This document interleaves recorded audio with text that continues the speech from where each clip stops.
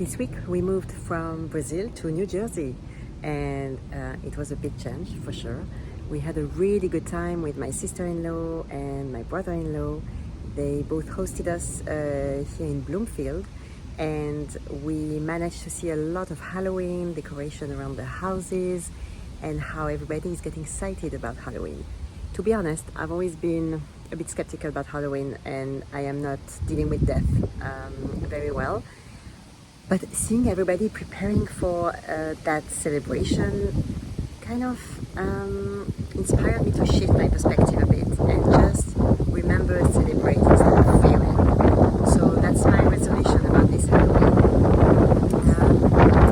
They are microbiologists, so they took us to their lab, and the girls could do like experiments, and they're playing chess, so they played chess, they played piano. It really was like an amazing family feel in a lovely house. So that was really good and very different from Brazil and the beach and everything we've seen before. So for the first time I understood I couldn't hear. So it's interesting to see how they perceive it and how homeschooling can just sit in different places, you know, in a lab when they do experiment. I'm sure that counts.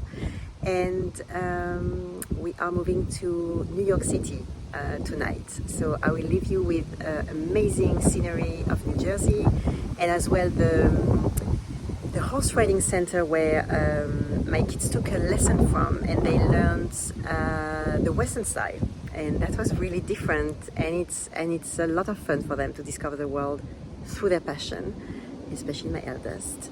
And so she learned it like the cowgirl way. She was very excited about it. So I leave you with the images, and I see you next week in New York. This is where we took our girls for horse riding. Beautiful place with some really, really nice autumn colors.